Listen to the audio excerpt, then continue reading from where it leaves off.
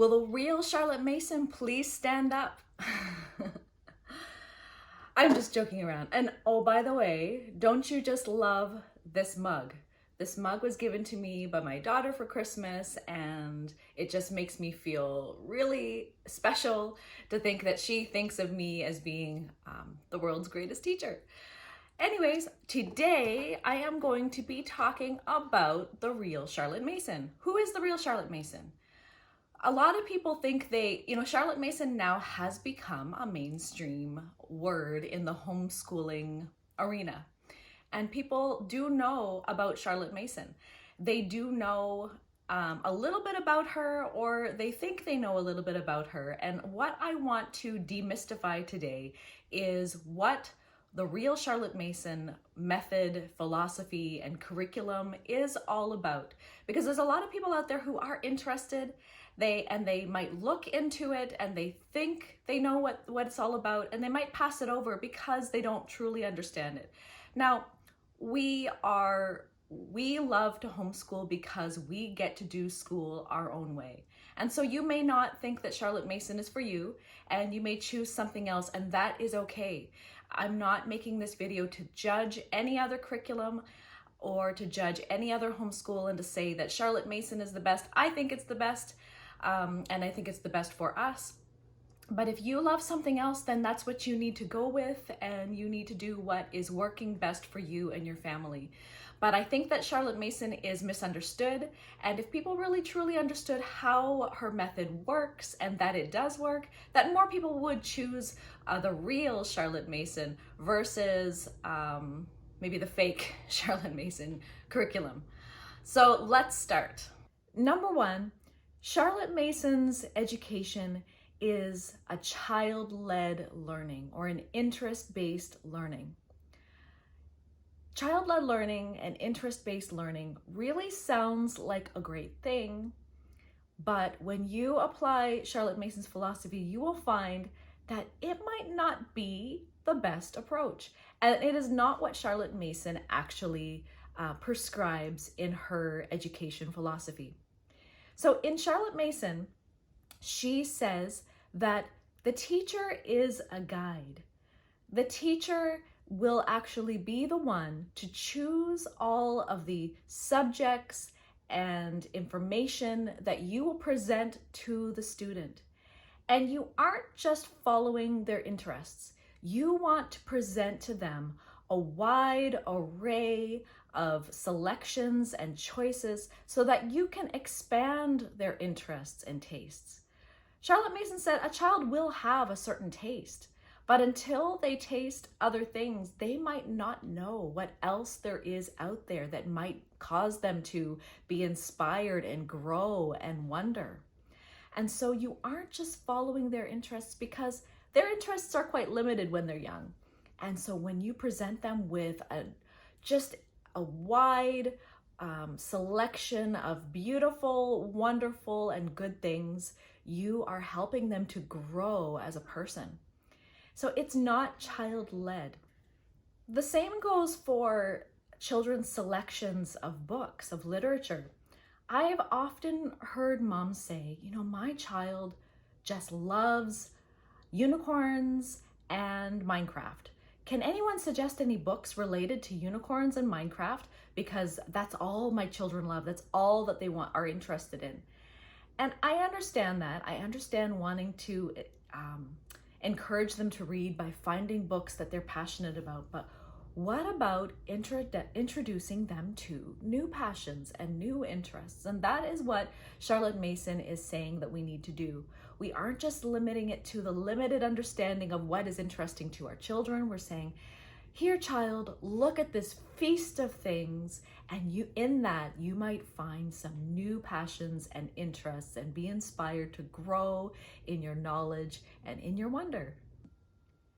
Number two, Charlotte Mason is a literature-based curriculum. A lot of people just think it just means literature-based curriculum. And so then when they look at other homeschooling curriculums out there that do rely on literature, they will say, well, this is Charlotte Mason inspired because it's literature-based. Now, yes, Charlotte Mason does use literature. She wants us to read from the greatest books, the greatest minds out there. She wants us to read the original works rather than textbooks or other homeschooling books that reword it and assimilate the material into easier bite-sized pieces. She wants us to dive in and actually read the real works. It's literature-based, that is true, but Charlotte Mason is much more. She talks about also the things. Charlotte Mason's curriculum is about books and things. And what are the things? There are things that we do physically with our bodies. There are things that we will see with our eyes and experience. There's a lot of hands-on, and it's beyond just books. It's looking at beautiful works. It's understanding how things work through science. It's hands-on things and manipulatives through math. It's beyond, it's not just reading books and that's all that you do. There is really so much more to Charlotte Mason. And it is helping us to learn with our whole mind, body, and soul. So it's really, it is based on books, but it goes well beyond just reading books. Now, another big difference, and I didn't mention this in my last video, and after I posted it and looked at it, I realized that I didn't really describe the differences between the Charlotte Mason inspired curriculum versus what I would call true Charlotte Mason curriculum. One of the big differences is true Charlotte Mason curriculum does not have workbook pages. If you have a curriculum that says Charlotte Mason on it and you have fill in the blank workbook pages, you do not have a Charlotte Mason curriculum as Charlotte Mason intended her education to be. Now, I know that a lot of kids love workbook pages. My kids love filling in the blanks and doing workbook pages. It's kind of busy work, but Charlotte Mason says that that is not how we learn. Children might be able to figure out the answers and fill them in, but they are not committing those things to memory, to long-term memory. We have a short-term memory, and we have a workable memory, and we have a long-term memory. And what she wants children to do is to become inspired and learn to love what they are learning about so that it becomes a long-term memory. And workbook pages is not part of that educational process. So that's one thing you can look at. If you have a workbook and workbook pages, it is not Charlotte Mason, the true Charlotte Mason education. The fourth one is that Charlotte Mason is a gentle approach to learning, or you might say an easy, simple approach to learning. That is what I actually thought when I first started researching Charlotte Mason. So I passed it over very quickly and went to the classical model of education, and didn't realize that Charlotte Mason is a classical model of education. It is not gentle. What it is it's incremental.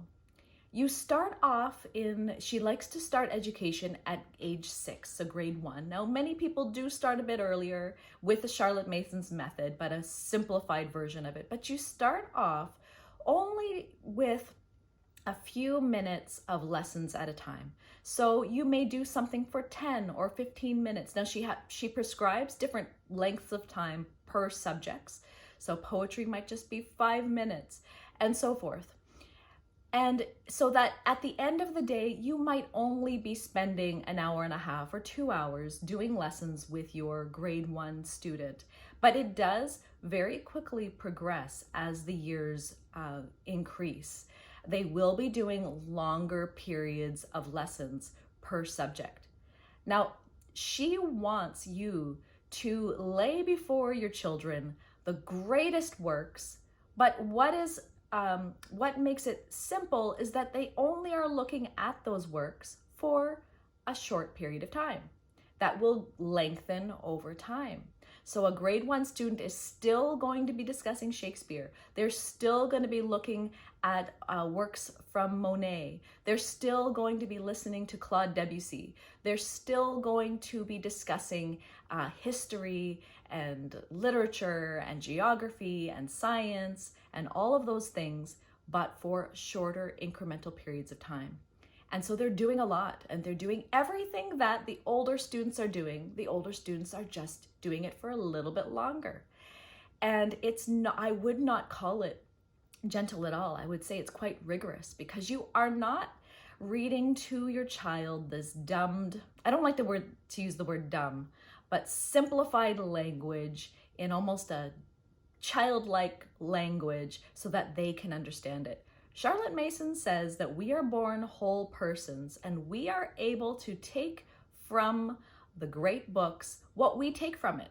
Now, a grade 1 student isn't going to take away the same thing that a grade 12 student will, but incrementally over time, as you continue to introduce works like Shakespeare, as you continue to introduce works from Plutarch, they are going to get more and more and more out of it each year. So it's not a gentle approach. It's quite rigorous, but it's done in such an incremental way that it's possible, and your student is going to learn from it and grow in their tastes of what they experience and what they retain in their long-term knowledge. Now, another thing that people think Charlotte Mason means, and they see this on social media platforms, is that Charlotte Mason requires a beautifully curated environment, atmosphere with all natural textiles and beautiful pieces of nature around to look at. And that's not Charlotte Mason at all. Charlotte Mason does talk about atmosphere. So she has something in her book where she refers to that education is an atmosphere, a discipline, and a life. And the atmosphere part of that is not talking about making your environment beautiful. You could be using the Charlotte Mason curriculum just as effectively in your car, in a tent, in wherever you may be. The environment, the atmosphere in that physical way does not matter. What she refers to as an atmosphere is that you are creating an atmosphere of education around your student. In everything that you are doing, you are introducing something to stir up the love of learning in your student.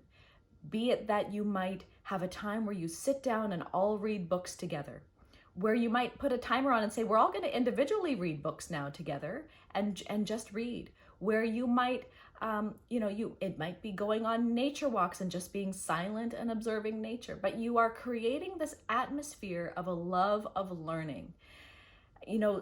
Often parents will say, I want my student to love reading, but they just don't love reading. And maybe they are not observing you loving reading. Maybe they're not seeing you sitting down and reading a book and getting enjoyment out of it. So you are creating this atmosphere of learning and loving learning in your home, and that atmosphere does help to foster a love of learning.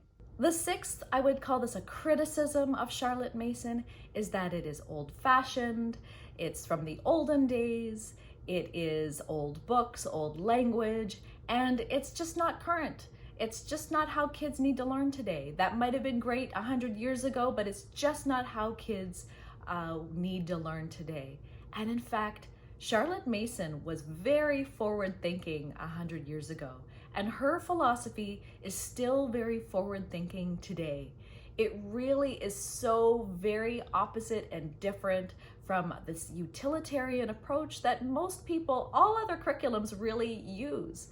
You're using education to get to an end goal, as opposed to learning to educate yourself to make you be a whole person, mind, body, and soul, to grow a character, to become disciplined, and to love learning as part of life. She did use old books, obviously 100 years ago, because she was using the best books available to her 100 years ago. But if she were alive today, she would then be using the best books available today. She would want to be using current information, the latest technology, the latest science information, what is currently known today historically and socially and culturally. She would embrace all of that. So she may have studied some very old books and old language, but today that would not be what she would be doing. She would want the latest and greatest information to present to her students.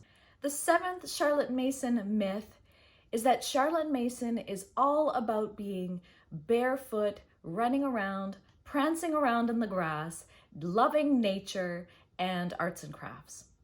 And while there is arts and crafts and a lot of nature involved in Charlotte Mason's education, she does want us to be out in nature as much as possible. Her reason for this is not what you might think. So Charlotte Mason was talking about the whole person, awakening the whole person to feed the mind, the body, and the soul, and to feed the entire mind.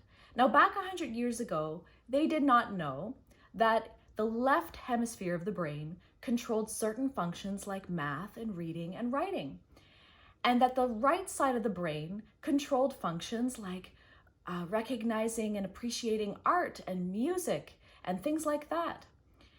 Well, Charlotte Mason wanted to inspire the whole person, and what she really effectively was doing was awakening not just the left side of the brain, which most schooling is really focused on when it comes to reading, writing, math, science, history, all of those things, is using the left side of the brain.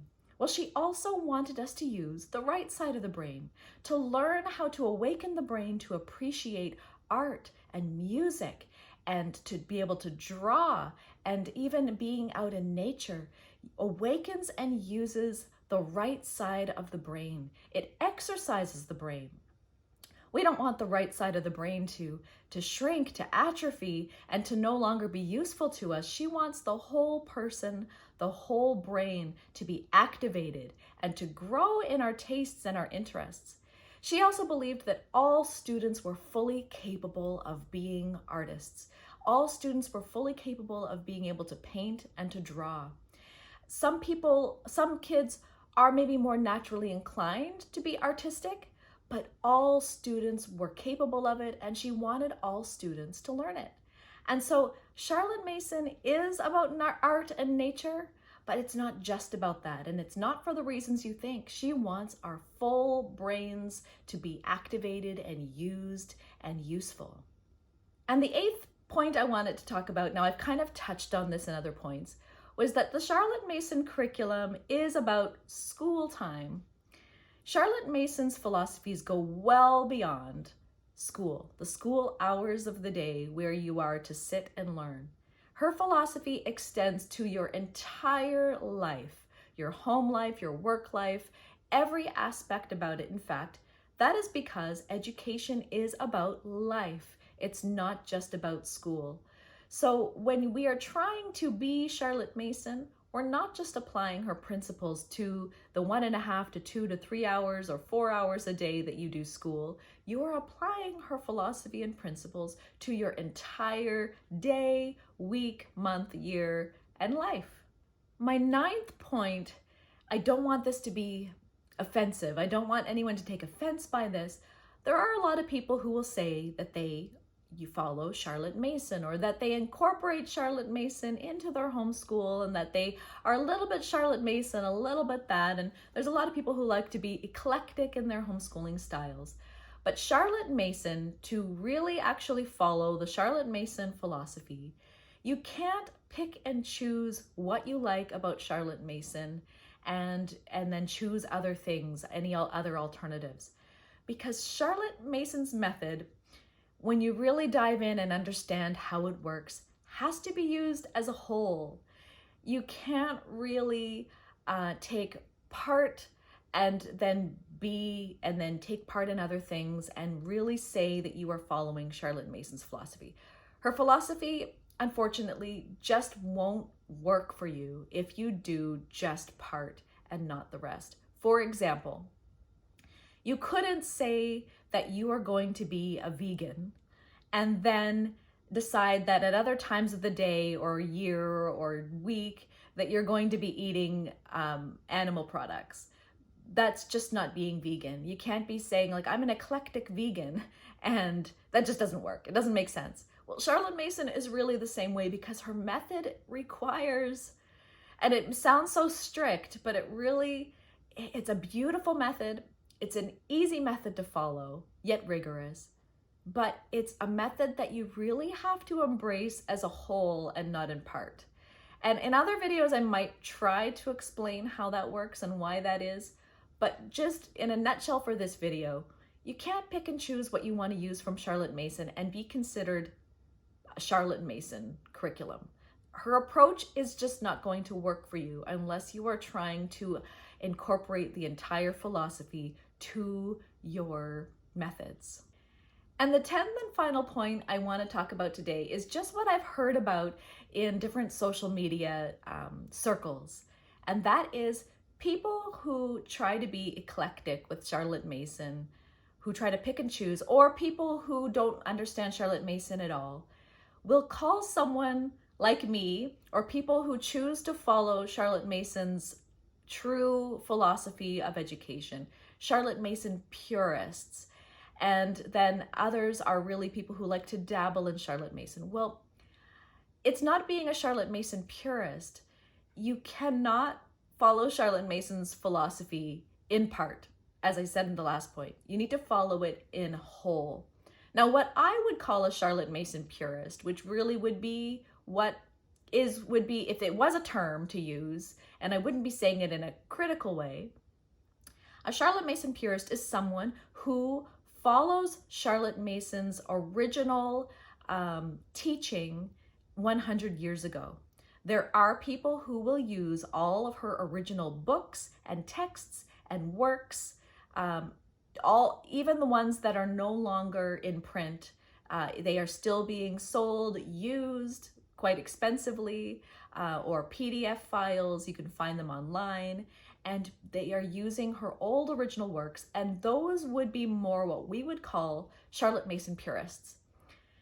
People who are just following Charlotte Mason's methods as she has prescribed them in her works and in her articles and the schools that started 100 years ago. There is a ton of information out there. The people that are following her methods and are really reaping the fruit of using her methods aren't Charlotte Mason purists. They're just following Charlotte Mason's curriculum. Other curriculum, for example, The Good and the Beautiful, Master Books, Heart of Dakota, I'm trying to think of other names, they will say Charlotte Mason inspired. And those aren't Charlotte Mason at all. They are using some pieces of literature. They are looking at art. They may look at hymns or composers, but that doesn't make it Charlotte Mason. I mean, everybody in the world who aren't even using Charlotte Mason might appreciate art. They might listen to composers. They might sing hymns. They might read literature, but it doesn't, those things in the bits and pieces put together is not Charlotte Mason. We're all aware of all of those things. That doesn't make us Charlotte Mason. It's in the way that she studies them. It's in the way that she presents them.